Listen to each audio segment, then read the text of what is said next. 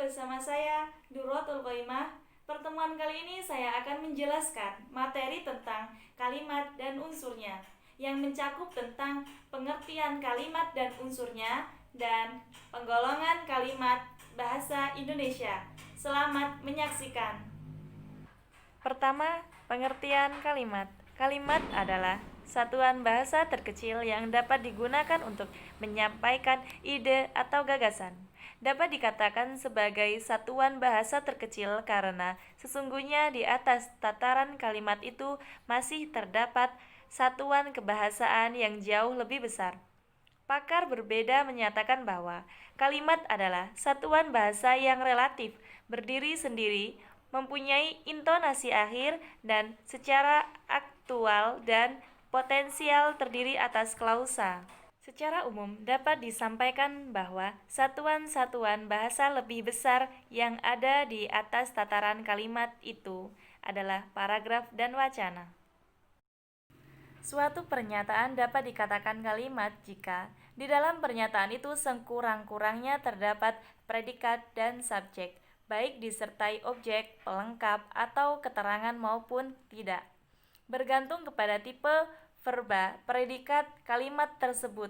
Untuk menentukan predikat suatu kalimat, dapat dilakukan pemeriksaan apakah ada verba dalam untaian kata itu. Selain verba, predikat suatu kalimat dapat pula berupa adjektiva dan nomina. Contohnya, anak kecil itu pandai sekali, seperti contoh yang ada di samping. Unsur anak kecil itu subjek, yang menjadi intinya adalah anak karena dalam unsur itu anak tidak dapat ditiadakan dan kata itu dapat mewakili unsur subjek. Demikian juga pandai sekali intinya adalah pandai karena kata pandai tidak dapat ditiadakan dan kata itu dapat mewakili unsur predikat. Contoh di atas merupakan kalimat karena terdapat dua unsur yang menjadi syarat dari suatu kalimat. Jika dituliskan, kalimat diawali dengan huruf kapital dan diakhiri dengan tanda titik, tanda seru, dan atau tanda tanya. Unsur kalimat berupa subjek, predikat, pelengkap, dan keterangan. Langsung saja, yang pertama menjelaskan subjek. Subjek adalah unsur pokok yang terdapat pada sebuah kalimat di samping untuk predikat. Dengan mengetahui ciri-ciri subjek secara lebih terperinci, kalimat yang dihasilkan dapat terpelihara strukturnya. Ciri-cirinya adalah merupakan jawaban atas pertanyaan apa atau siapa. Yang kedua, dapat disertai kata ini atau itu. Yang ketiga, tidak didahului kata depan atau preposisi.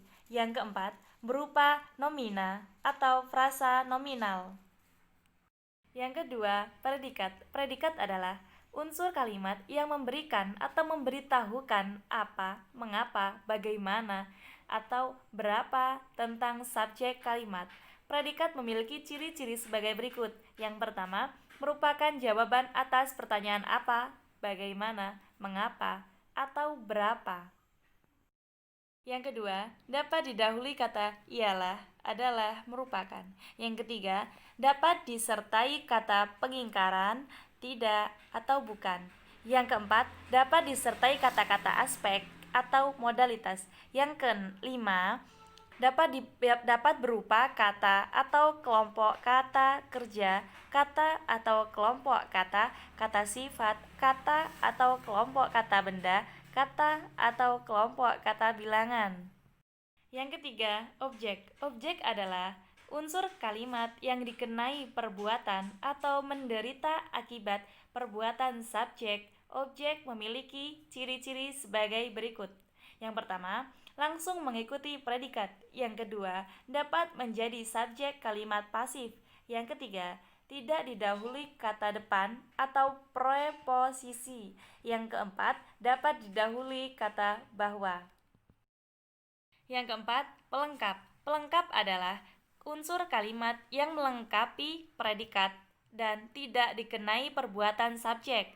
Pelengkap memiliki ciri-ciri sebagai berikut. Yang pertama, melengkapi makna kata kerja atau predikat. Yang kedua, tidak didahului preposisi. Yang ketiga, langsung mengikuti predikat atau subjek jika terdapat objek dalam kalimat itu. Yang keempat, berupa kata atau kelompok kata, sifat atau klausa. Yang terakhir, tidak dapat menjadi subjek dalam konstruksi pasifnya. Yang kelima, keterangan. Keterangan merupakan unsur kalimat yang memberikan informasi lebih lanjut tentang suatu yang dinyatakan dalam kalimat. Misalnya, memberi informasi tentang tempat, waktu, cara, sebab, tujuan. Keterangan ini dapat berupa kata, frasa, atau anak kalimat. Keterangan yang dapat berupa frasa ditandai preposisi seperti di, ke, dari, dalam, pada, kepada, terhadap, tentang, oleh, dan untuk. Keterangan yang berupa anak kalimat ditandai dengan kata penghubung seperti ketika, karena, meskipun, supaya, jika, dan sehingga. Berikut ini ciri-ciri unsur keterangan. Ciri keterangan yaitu yang pertama, memberikan informasi tentang waktu, tempat, tujuan, cara, alat, kemiripan, sebab, atau kesalingan. Yang kedua, memiliki keleluasaan letak atau posisi, atau dapat diawali, diakhiri, atau menyisip antara subjek dan predikat. Yang ketiga, didahului kata depan seperti di, ke, dari, pada, dalam, dengan, atau kata penghubung konjungsi jika berupa anak kalimat. Penggolongan kalimat bahasa Indonesia. Jenis kalimat dasar. Kalimat dapat dibeda-bedakan menjadi beberapa jenis menurut 1. Jumlah klausa pembentuknya, 2. Fungsi isinya, ketiga, kelengkapan unsurnya, yang keempat, susunan subjek dan predikatnya, yang kelima, sifat hubungan aktor aksi. Langsung saja, yang pertama, jenis kalimat menurut jumlah klausanya. Menurut jumlah klausa, pembentuknya, kalimat dapat dibentuk menjadi dua macam. Yang pertama, kalimat tunggal dan kalimat majemuk. Kalimat tunggal. Kalimat tunggal adalah kalimat yang mempunyai satu klausa bebas. Hal itu berarti hanya ada predikat di dalam kalimat tunggal. Adapun objek, pelengkap, dan keterangan sifatnya tidak wajib hadir di dalam kalimat, termasuk dalam kalimat tunggal. Jika predikat masih perlu dilengkapi, barulah unsur yang melengkapi itu dihadirkan. Berdasarkan jenis, kata atau frasa, pengisi predikatnya kalimat tunggal dapat dipilih menjadi 4 macam yang diberi nama atau label tambahan sesuai jenis kata atau frasanya, yaitu nominal, adjektiva, verbal, dan numeral. Contohnya dari misalkan kami mahasiswa UIN Sukaryau, itu termasuk kalimat nominal.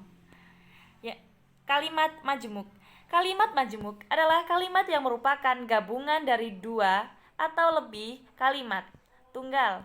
Dengan kata lain, kalimat majemuk adalah kalimat yang sekurang-kurangnya terdiri atas subjek dan dua predikat. Kalimat majemuk dapat dibagi menjadi dua bagian. Yang pertama, kalimat majemuk setara atau koordinatif. Dan kalimat majemuk bertingkat atau kompleks atau subordinatif. Kalimat majemuk setara atau koordinatif yaitu gabungan dua pokok pikiran atau lebih yang kedudukannya setara. Contoh kalimat setara atau koordinatif: Auto gemar menulis sedangkan Anita gemar menari. Kalimat majemuk bertingkat atau kompleks atau subordinatif adalah kalimat tunggal yang salah satu jabatannya diperluas membentuk kalimat baru.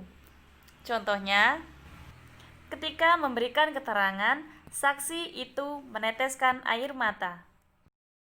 Yang kedua, jenis kalimat menurut fungsinya. Sesuai tata bahasa Indonesia, disebutkan berdasarkan bentuk atau kategori sintaksisnya. Kalimat dibedakan atas 4 macam. Yang pertama, kalimat berita atau deklaratif. Yang kedua, kalimat tanya atau interrogatif. Yang ketiga, kalimat perintah atau imperatif. Yang keempat, kalimat seru atau ekslamatif. Yang pertama, kalimat berita atau deklaratif adalah kalimat yang dipakai untuk menyatakan suatu berita. Contohnya, perayaan HUT RI 63 berlangsung meriah, seperti contoh di samping ya. Kedua, kalimat tanya atau interrogatif adalah kalimat yang dipakai untuk memperoleh informasi. Ciri-ciri kalimat tanya yaitu diakhiri tanda tanya, berintonasi naik, dan sering pula hadir kata apakah, bagaimana, di mana, siapa, yang mana, dan lain-lain. Contohnya, apakah barang ini milikmu? Tanda tanya, seperti contoh di samping. Yang ketiga, kalimat perintah atau imperatif dipakai untuk menyuruh dan melarang orang berbuat sesuatu. Contohnya, buka pintu itu, tanda seru. Itu kata perintah suruhan. Yang keempat, kalimat seru atau ekslamatif adalah kalimat yang dipakai untuk mengungkapkan perasaan, emosi yang kuat, termasuk kejadian yang tiba-tiba dan memerlukan reaksi spontan. Contohnya, wah, pintar benar anak ini, tanda seru. Ketiga, jenis kalimat menurut kelengkapan unsurnya. Dipandang dari segi kelengkapannya, unsur kalimat dibedakan menjadi 2 bagian. Yang pertama, kalimat sempurna atau mayor, dan kalimat tak lengkap atau minor.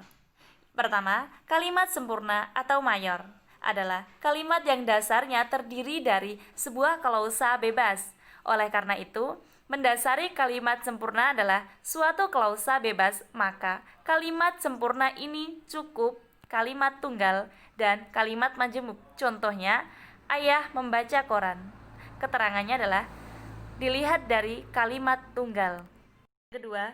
Yang kedua, kalimat tak sempurna atau minor adalah kalimat yang subjek dan predikatnya tidak lengkap, atau dengan kata lain subjek dan predikatnya tidak ada sama sekali. Kalimat tak sempurna ini mencakup kalimat pertanyaan, minor, dan seruan. Contohnya, maksudmu, tanda tanya. Yang keempat, jenis kalimat menurut susunan subjek dan predikatnya. Jenis kalimat menurut susunan subjek dan predikatnya dapat dibagi menjadi 2, yaitu kalimat versi dan kalimat inversi. Yang pertama, kalimat versi adalah kalimat yang berpola subjek predikat. Kalimat ini bisa dikatakan sama dengan kalimat tunggal yang mempunyai satu klausa. Contohnya, dokter menangani pasien itu dengan baik. Yang kedua, kalimat inversil. Kalimat inversil adalah kalimat yang predikatnya mendahului subjek sehingga membentuk pola predikat dan subjek. Contohnya, matikan televisi itu. Kalimat menurut sifat hubungan aktor dan aksi. Dipandang dari segi hubungan aktor dan aksi, maka kalimat ini terbagi menjadi 4, yaitu kalimat aktif, kalimat pasif, kalimat medial, dan kalimat resiprokal. Yang pertama, kalimat aktif. Kalimat aktif adalah kalimat yang subjeknya sebagai pelaku atau aktor. Contohnya, Anto mengambil buah mangga. Yang kedua, kalimat pasif adalah kalimat yang subjeknya berperan sebagai penderita atau dikenai pekerjaan atau tindakan. Contohnya, adik berjatuh di kamar mandi. Kalimat medial adalah kalimat yang subjeknya berperan baik sebagai pelaku dan atau sebagai penderita atau objek. Contohnya, dia menghibur diri. Yang keempat, kalimat reciprocal adalah kalimat yang subjek dan objeknya melakukan sesuatu perbuatan yang berbalas-balasan. Contohnya, saya sering tukar-menukar buku dengan si Joni. Terakhir, kesimpulan. Kalimat adalah suatu bahasa terkecil yang dapat digunakan untuk menyampaikan ide atau gagasan. Suatu pernyataan dapat dikatakan kalimat jika di dalam pernyataan itu sekurang-kurangnya terdapat predikat dan subjek, baik disertai objek, pelengkap, atau keterangan, maupun tidak, bergantung kepada tipe verba predikat kalimat tersebut. Unsur-unsur kalimat yaitu terdiri dari subjek, predikat, objek, pelengkap, dan keterangan. Kalimat didasarkan pada adanya intonasi, tanda baca, jeda, dan keterkaitannya pada konstruksi lain yang lebih besar. Kalimat ditandai juga dengan kemungkinannya untuk diubah susunannya tanpa mengakibatkan terjadinya perubahan makna. Kalimat dapat dibeda-bedakan menjadi beberapa jenis. Menurut 1. Jumlah klausa pembentuknya. 2. Fungsi isinya. 3. Kelengkapan unsurnya. 4. Susunan subjek dan predikatnya. Dan 5. Sifat hubungan aktor dan aksi. Itulah penjelasan dari kalimat dan unsurnya. Apabila ada kesalahan atau kekurangan dalam menjelaskan materinya, saya mohon maaf. Dan saya akhiri, nun wal qalami wa ma yaskurun. Wassalamualaikum warahmatullahi wabarakatuh.